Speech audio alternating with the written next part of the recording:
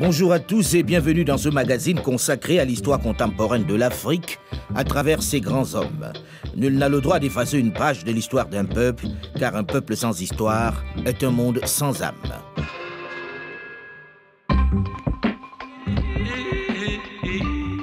Je suis un homme pragmatique qui est le dogmatisme et la précipitation. Je suis un homme qui aime la discrétion. Certains diront que je suis secret. Je suis en même temps intransigeant. Je suis un homme qui reste optimiste pour son pays, bien que l'expérience des choses et surtout des hommes m'ait rendu plus sceptique que je l'étais. El Hadj Amadou Ahidjo.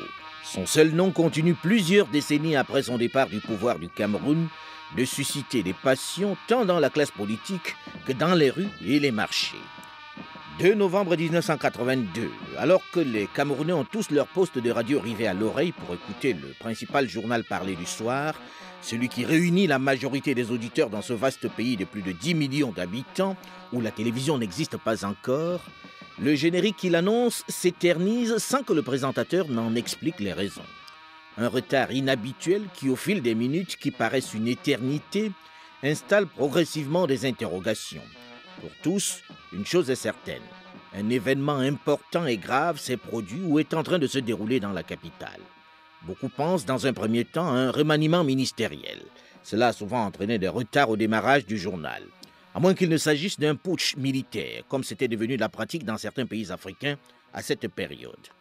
À 20h17 exactement, le générique traditionnel qui tournait en boucle laisse place d'abord à l'hymne national, puis à la voix grave du président de la République, Amadou Ahidjo.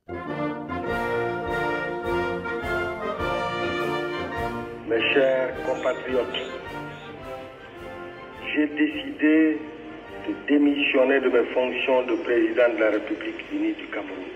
En cette circonstance capitale, je voudrais du fond du cœur remercier toutes celles et tous ceux qui, depuis bientôt 25 ans, ont accordé leur confiance et apporté leur aide dans l'accomplissement de mes lourdes tâches à la tête de l'État.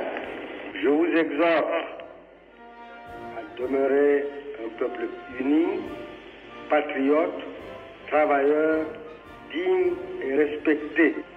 Vive le Cameroun!